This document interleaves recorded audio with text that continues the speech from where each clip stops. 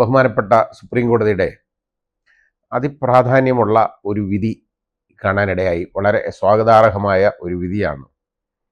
ഈ അടുത്ത കാലത്തായിട്ട് ഈ ബുൾഡോസർ രാഷ്ട്രീയം എന്ന് പറയുന്നത് പല സംസ്ഥാനങ്ങളിലും അരങ്ങേറിക്കൊണ്ടിരിക്കുന്നതാണ്.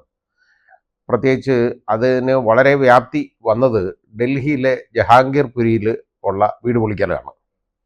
അതായത് കെട്ടിടങ്ങൾ അനധികൃത നിർമ്മാണങ്ങളാണെന്ന് പറഞ്ഞൊരു പ്രത്യേക സമുദായത്തിൻ്റെ കെട്ടിടങ്ങൾ ബുൾഡോസർ ഉപയോഗിച്ച് അങ്ങ് തകർക്കുക. അവർക്കൊരു നോട്ടീസ് കൊടുക്കുന്നില്ല. ആ വീട്ടിൽ താമസിക്കുന്നവരെല്ലാം തെരുവിലാകുകയാണ്. അത് സ്ഥിരമായി നടന്നുകൊണ്ടിരുന്നത് ഉത്തർപ്രദേശിലാണ്.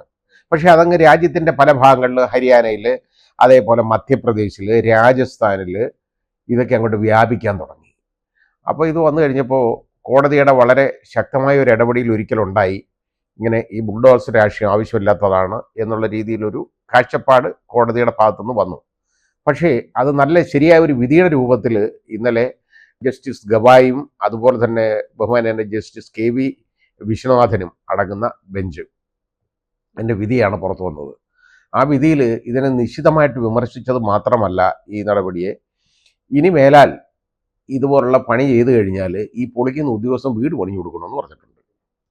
അതും കൂടാതെ വീട് പണിഞ്ഞു കൊടുക്കുന്നത് മാത്രമല്ല, കോർട്ടലക്ഷ്യം നേരിടേണ്ടതായിട്ടും വരുമെന്ന് പറഞ്ഞു.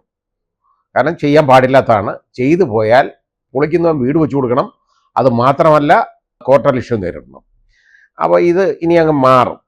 കാരണം ഇതുവരെ നമ്മുടെ യോഗി ആദിത്യനാഥൊക്കെയാണ് ഇതിൻ്റെ ഉപജ്ഞാതാവ്, ശരിക്കും കണ്ടുപിടിച്ചതാണ് എങ്ങനെ ഒരു പ്രത്യേക സമുദായത്തിനെ എങ്ങനെ നിഷ്കാസനം ചെയ്യണം എന്നുള്ളതിനെ റിസർച്ച് ചെയ്ത് കണ്ടുപിടിച്ച ഒരു മാർഗമാണ് ഈ ബുൾഡോസർ രാഷ്ട്രീയം.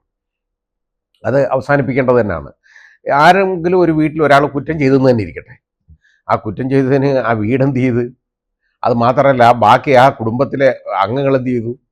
അവരെ എല്ലാം ശിക്ഷിക്കുന്നതിന് തുല്യമല്ലേ ആ വീട് പൊളിച്ചു കളയുന്നത്? മാത്രമല്ല, ഒരാൾ കുറ്റം ചെയ്തെന്നിരിക്കട്ടെ, അയാളുടെ വീട് പൊളിക്കുന്നതാണോ അതിൻ്റെ മാർഗം? അതിനിവിടെ നിയമപരമായിട്ടുള്ള വ്യവസ്ഥിതിയുണ്ട് നമ്മുടെ രാജ്യത്ത്. അയാളെ എന്ത് ചെയ്യണം എന്നുള്ളത്, കുറ്റക്കാരനെ ശിക്ഷിക്കാൻ കേസെടുത്ത് ശിക്ഷിക്കണം. അതിന് തെളിവൊന്നും കിട്ടത്തില്ല, ചുമ്മാതാണ്, കള്ളത്തരം പറഞ്ഞാണ് ഇതുപോലെ ഈ വീട് പൊളിക്കുന്നത്. അത് അങ്ങ് വെളിയിലായി. ഇപ്പോൾ ഏതായാലും ഇനി അത് ആ വിഭാഗത്തിന് ഒരു നീതി ആ കാര്യത്തിൽ കിട്ടും എന്ന് നമുക്ക് വിശ്വസിക്കാം. ഇനി അത് മാത്രമല്ല, ഇനി വീട് ചിലപ്പോൾ പറയും അത് അനധികൃത നിർമ്മാണമാണെന്ന് പറയും. അനധികൃത നിർമ്മാണമാണെങ്കിലും അങ്ങനെ പൊളിക്കാൻ പാടില്ലെന്ന് ഇപ്പോൾ കോടതി പറഞ്ഞേക്കുന്നത്. നോട്ടീസ് കൊടുക്കണം, 15 ദിവസത്തെ നോട്ടീസ്, കാരണം കാണിക്കാൻ. അപ്പോൾ അത് കൊടുത്തിട്ട് കാരണം കാണിച്ചിട്ട് അത് അന്വേഷണം നടത്തി അതിൻ്റെ തെളിവെടുത്ത് അനധികൃത നിർമ്മാണമാണ് എന്ന് രേഖപ്പെടുത്തി അതിൻ്റെ ആ മുഴുവൻ ആ തെളിവെടുത്ത് അത് രേഖപ്പെടുത്തിയിട്ട് മാത്രമേ ഇത് പൊളിക്കാൻ പാടുള്ളൂ. ഇനി ആ പൊളിക്കുന്നതിന് മുമ്പ് തന്നെ അയാൾക്ക് കോടതി പോകാൻ സാവകാശം കിട്ടും, സമയം കിട്ടും. കോടതിയുടെ നടപടി അവിടെ ഉണ്ടായിക്കഴിഞ്ഞാൽ പിന്നെ പൊളിക്കാൻ ഒക്കത്തില്ല. പിന്നെ അത് തീരുമാനമെടുത്ത് ജുഡീഷ്യൽ ആയിട്ടുള്ള ഇൻ്റർഫിയറൻസിൽ അതിൻ്റെ തീരുമാനം എടുത്തതിന് ശേഷമേ പൊളിക്കാൻ പറ്റുള്ളൂ. ഈ രാജ്യത്ത് ഇങ്ങനെ പൊളിക്കുക എന്ന് പറയുന്നത് നമുക്ക് കേരളത്തിൽ നിന്ന് കേട്ട് കഴിവ് പോലുള്ള ഒരു കാര്യമല്ലത്. പക്ഷേ ഇത് നടക്കുന്നെന്നുള്ളത് സത്യമാണ്. ഒരുപാട് ഉത്തരേന്ത്യൻ സംസ്ഥാനങ്ങളിൽ ഇത് സ്ഥിരമായിട്ട് ചെയ്തുകൊണ്ടിരിക്കുകയാണ്. അത് ഒരു പ്രത്യേക മതവിഭാഗത്തിനെ മാത്രം ലക്ഷ്യം വെച്ചുകൊണ്ടുള്ള ഒരു പണിയാണ്.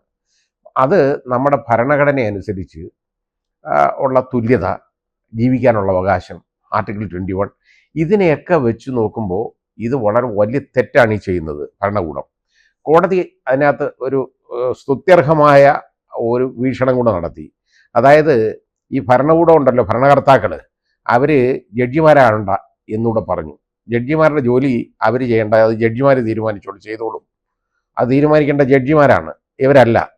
തന്നെത്താനങ്ങോട്ട് അവർ കുറ്റം ചുമത്തുക, തന്നെത്താൻ വിധി പറയുക, തന്നെത്താൻ ഇത് എക്സിക്യൂട്ട് ചെയ്യുക. അതാണ് ഈ വീട് പൊളിക്കലിലൂടെ നടന്നുകൊണ്ടിരുന്നത്. ഇത്രയും ഒരു കാടത്തം നമ്മുടെ രാജ്യത്ത് നടക്കുന്നതെന്ന് പറയുന്നത് നമ്മുടെ നിയമവാഴ്ചയോടുള്ള ഏറ്റവും വലിയ ഒരു ചോദ്യചിഹ്നമായിട്ട്, ഒരു വെല്ലുവിളിയായിട്ട് മാറി.